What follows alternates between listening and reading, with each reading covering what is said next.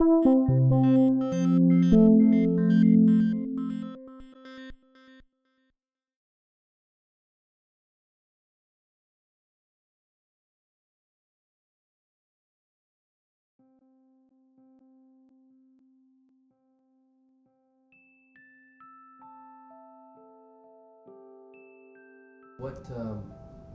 type of experiences did they have they shared with you?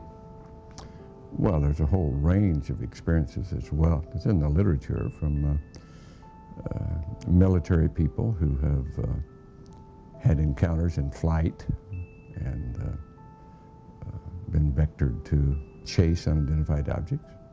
People who have official positions whose job was to know about possible extraterrestrial visitation and to do something with it.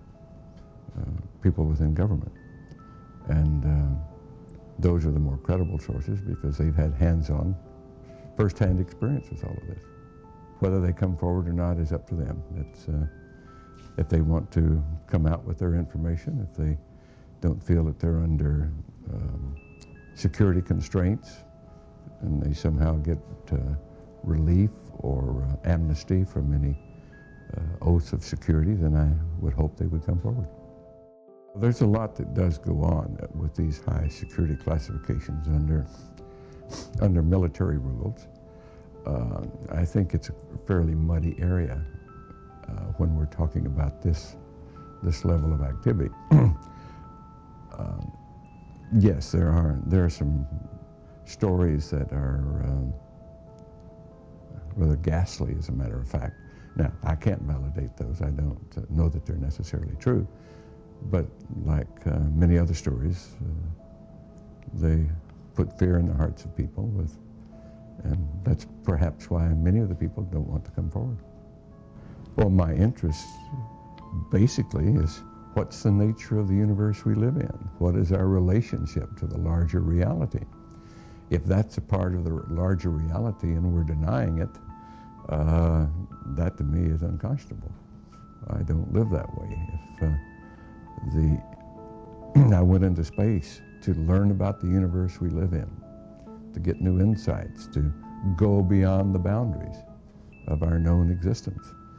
And if these phenomena are really indicators of new information about the cosmos at all and intelligent life in the cosmos and our ability to travel in the cosmos, as circumstantial evidence would suggest, then we ought to get to the bottom of it.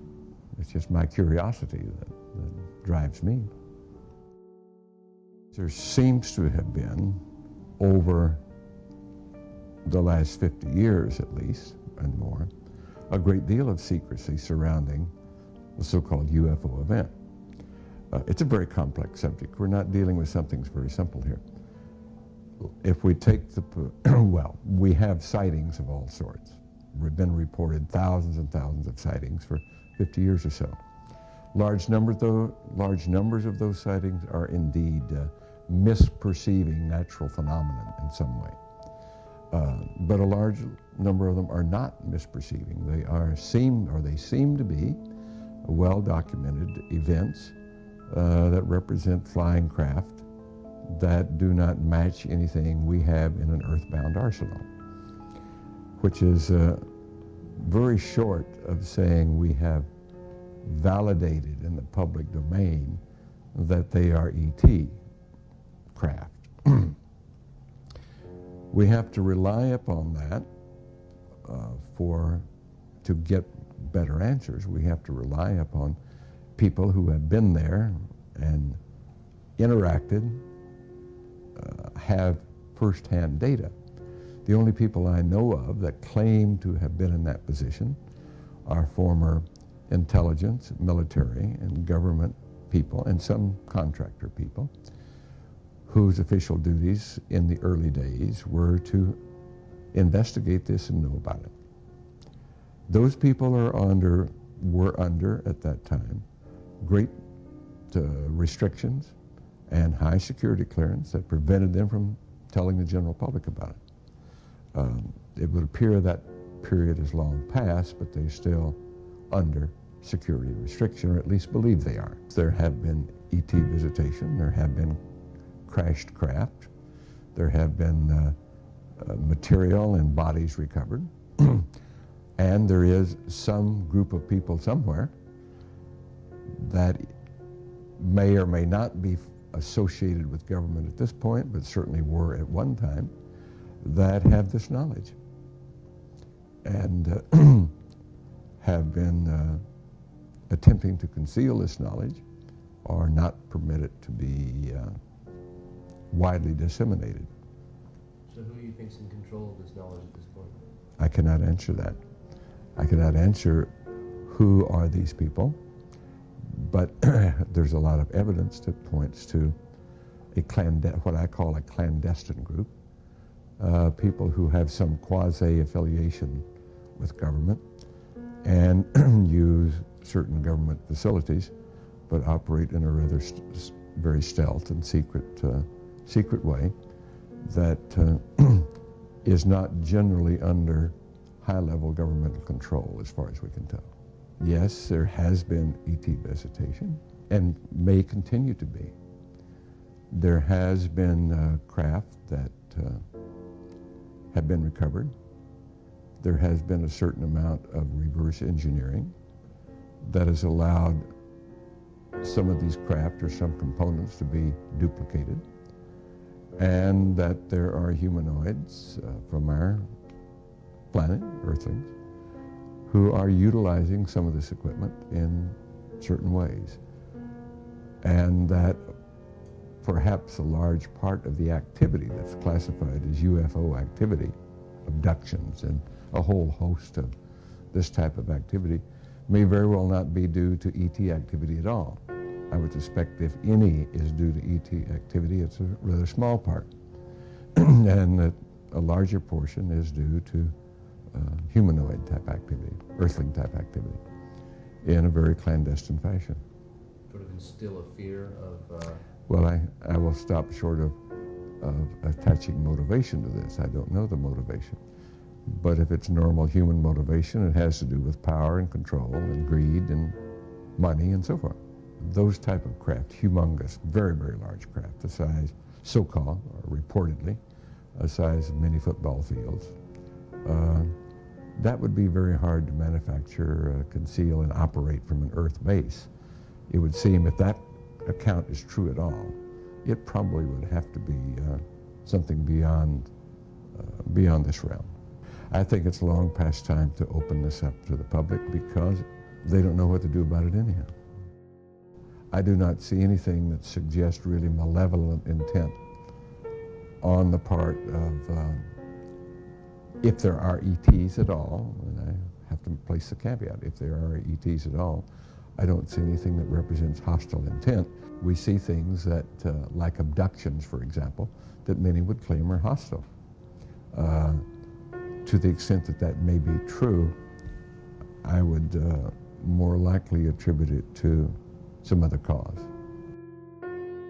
There is evidence, there is a mountain of evidence, if you will, that essentially amounts to smoking gun evidence that has not been and seemingly cannot be brought forward at this point, at least not by the powers of government or not by anything I know about, but it seems to exist. There is disinformation. The question of has it been kept secret or how could it be kept secret? It hasn't been kept secret. It's been there all along, but it has been the subject of disinformation in order to deflect attention and to create confusion so that the truth doesn't come out. Disinformation is simply another method of stonewalling, and that's been used consistently for the last 50 years or so. Weather balloons over Roswell as opposed to a crashed craft of some sort. That's disinformation.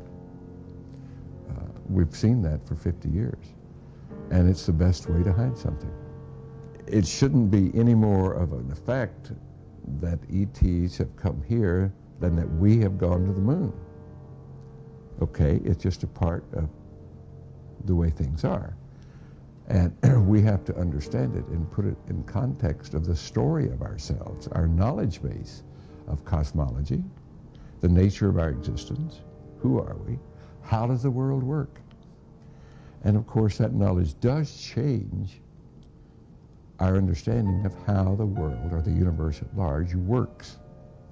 Because until the current period, or until the last 30 years, it was conventional wisdom, both in science and theology. We're alone in the universe, the single repository of life anywhere in the known universe. Well, no one believes that anymore. That changes our concept of who we are and how we fit. And it's becoming very clear that the way we have conducted ourselves as stewards of life on planet Earth is wanting. We haven't been good stewards. We have environmental, global problems right now that are bringing civilization to a crisis. And people don't want to hear that, but it's slowly becoming obvious that that is true. So this knowledge of who we are, how we manage a planet, how we fit into the larger scheme of things is a very important question. Dr. Greer did indeed mount an initiative and did go to Washington, did speak with high-level government people, did present some of the witnesses that we've talked about there to give briefings, and has asked for congressional hearings on these matters. I attended and helped him with that, and I believe that's a very important effort, that we get congressional oversight of all of this. But so far that hasn't happened. We briefed certain members of Congress, some of their staff, some of the people from the White House. We talked with people in the Pentagon, and in general it was well received, and some were quite amazed at what they heard, but so far it hasn't resulted in any great activity. Did this come to news? Was this news to a lot of their ears? To some people, yes. Yes. Others, not really so much. But I will say it led me to the belief that people in high-level government have very, very little, if any, information, valid information about this. Most have no more knowledge than the man in the street. Representatives from the intelligence section, they were out of the loop of the things we're talking about. Does that come to a concern to you? Oh yes, it's a very great concern. I have expressed this concern over and over. That's exactly what I'm saying, is that whatever activity is going on, to the extent that it is a clandestine group, a quasi-government group, a quasi-private group, it is without any type, as far as I can tell, of high-level government oversight. And that is a great concern.